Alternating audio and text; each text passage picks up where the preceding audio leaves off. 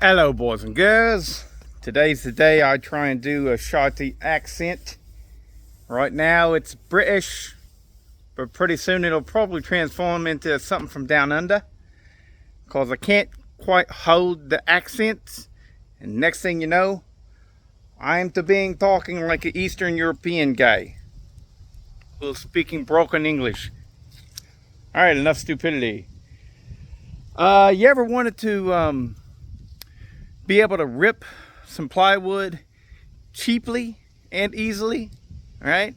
Because they've got big setups where you can put a whole piece of plywood in there and rip it, and it's really nice, but those are expensive and I'm cheap. So what I did was I finally made something, because, long story very short, I was going to use live edge boards in a project.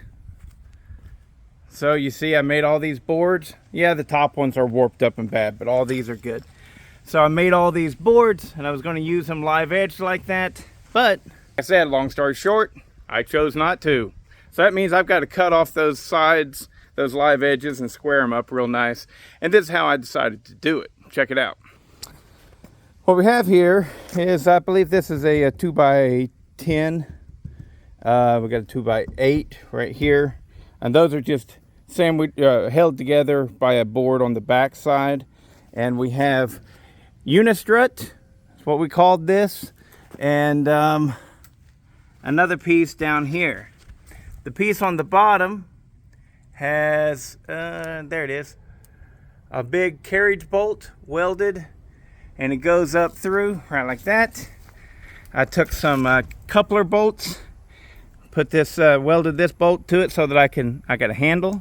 Right now it is marking a line 1 1/4 inches out from this, because that is how a circular saw is set up. Right, you have, at least this one, from where the blade begins to the side of that guard there, that shelf, whatever you want to call it, it's 1 1/4 inches. I want to cut out more than 1 1/4 inches, because you can see we got some trash right here on this edge. So without further ado, let's get to cutting and see what it does.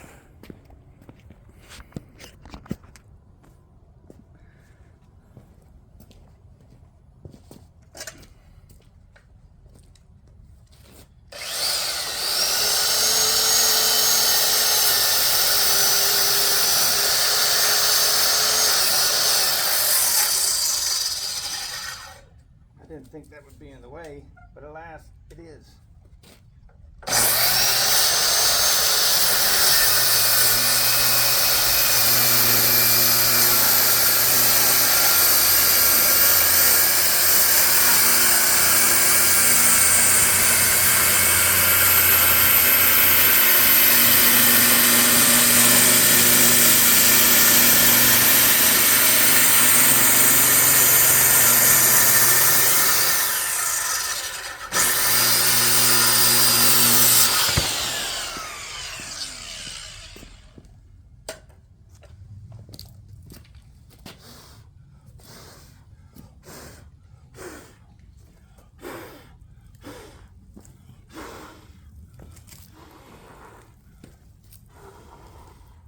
Alright, so we got a perfect edge there. Well, it ain't perfect.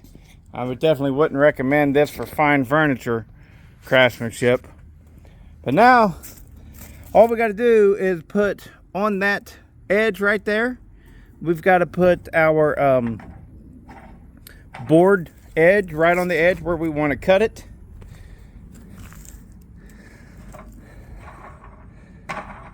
Alright, so that'll lift up. We can slide that board underneath it.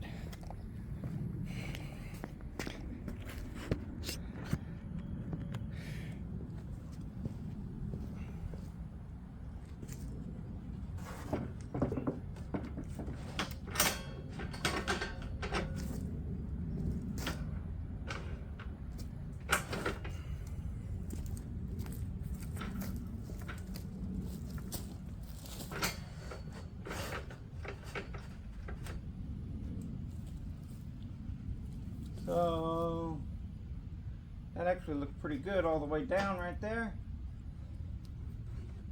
So we tighten this top piece.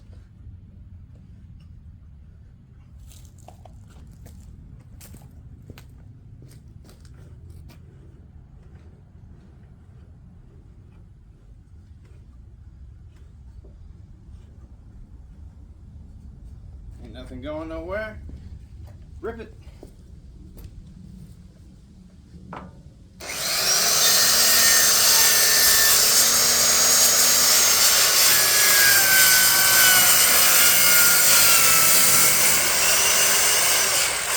Uh-oh.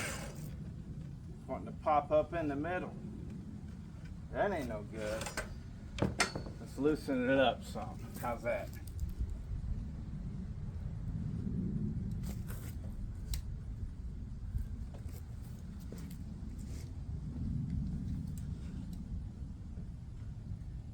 There we go. That should work.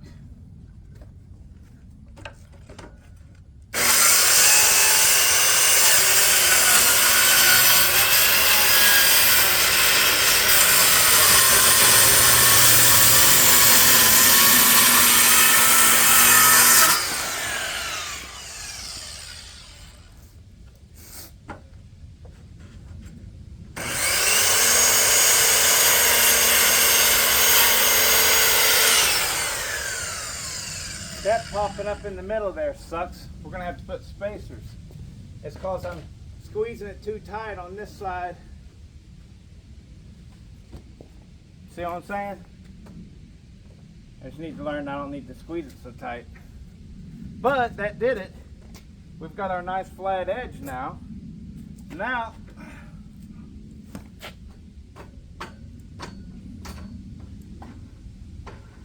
so this is my very first time doing it, so now what we got to do, we've got to measure.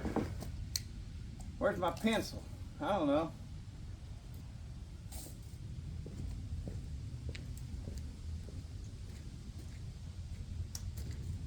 Found it.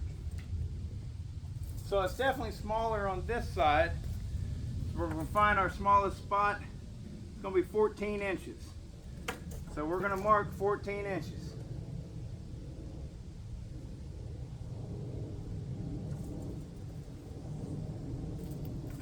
We'll have more waste on this, but not much still.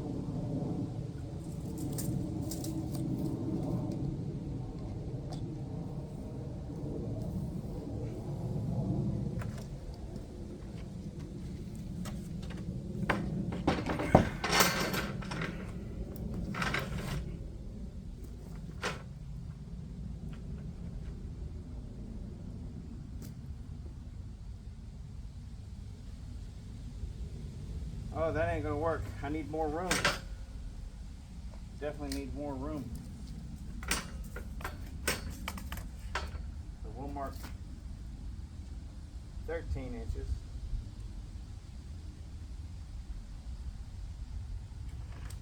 Because remember, the saw blade doesn't even start until 1.25 inches.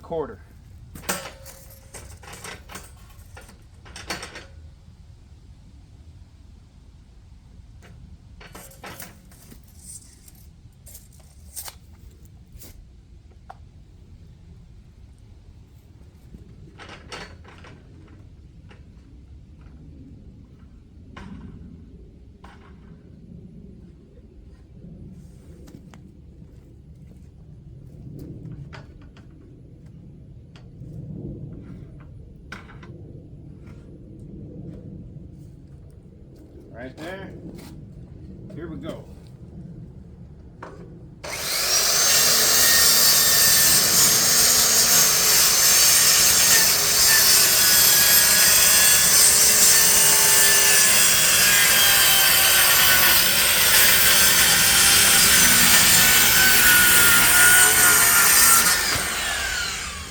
Hot damn diggity, that worked. That is not without some minor imperfections. However, that's the best I've come across with ripping stuff.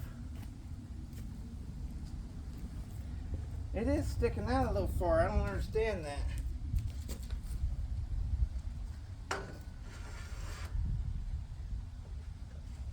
hate these guards.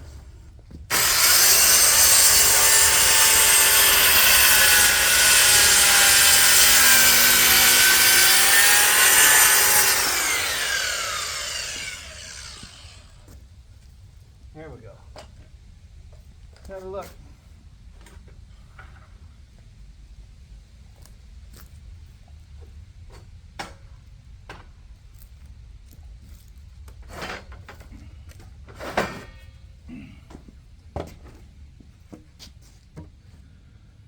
Good enough for government work, isn't it?